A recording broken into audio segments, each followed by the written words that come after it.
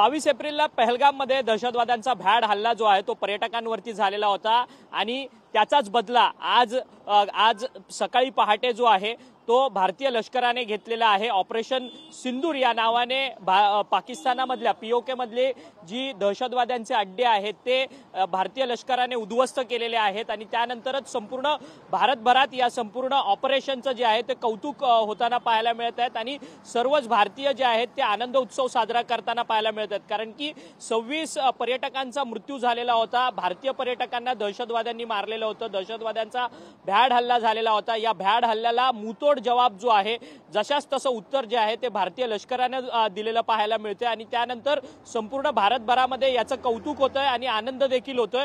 त्याच आनंदाचे बॅनर्स जे आहेत ते मंत्रालयाच्या समोर असलेल्या राष्ट्रवादी काँग्रेस पक्षाच्या कार्यालयाच्या बाहेर लावलेले असलेलं आपल्याला पाहायला मिळतंय।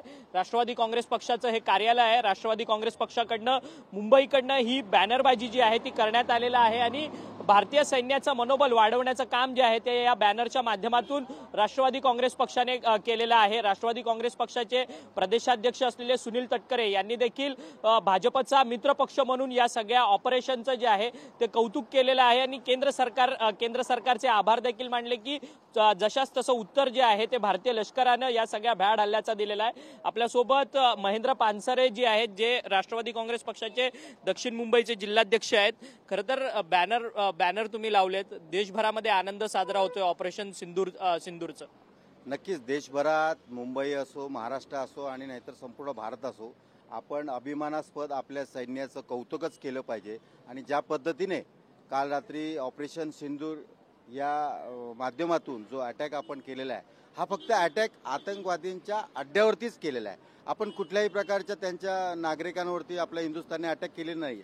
ज्यांनी आजपर्यंत भारतामध्ये नेहमीच दहशतवाद्याचं वातावरण निर्माण केलेलं, मग बॉम्बस्फोट असो, आपला आतंकवादाचा कुठलाही प्रकार असो, ज्यांनी केलेले त्यांच्याच अड्ड्यावरती तो अटॅक केलेला आणि हा अटॅक आपल्या भारतीय सैन्याने केलेला आणि म्हणूनच त्यांचं कौतुक करण्यासाठी आपल्या माध्यमातून ह्या बॅनरच्या माध्यमातून आम्ही त्यांचं नक्कीच कौतुक करणार आहोत।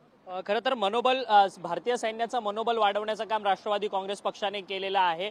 मनोज नरवणे जे भारताचे माजी लष्कर प्रमुख आहेत त्यांनी देखील एक सूचक ट्विट टाकलेलं आहे की पिक्चर अभी बाकी आहे। त्यामुळे आता जवळपास 9 ठिकाणी मिसाईल हल्ले जे आहेत ते भारतीय लष्कराने पीओके मध्ये केलेले आहेत आणि पीओके मधले जे दहशतवाद्यांचे अड्डे आहेत ते उद्ध्वस्त केलेले आहेत। या संपूर्ण ऑपरेशनला ऑपरेशन सिंदूर हे जे नाव आहे ते भारतीय लष्कराने दिलेलं होतं आणि या सगळ्या हल्ल्यानंतर खरं तर देशभरामधनं सत्ताधारी असेल, विरोधक असेल, एक संघपणाने भारतीय लष्कराच्या मागे उभे राहिलेले असलेलं आपल्याला पाहायला मिळते आणि देशभरातील विविध पक्ष देखील भारतीय लष्कराच्या पाठी जे आहेत ते ठामपणे उभे असलेल्याचं सध्या या बॅनरच्या माध्यमातून आपल्याला पाहायला मिळत आहे।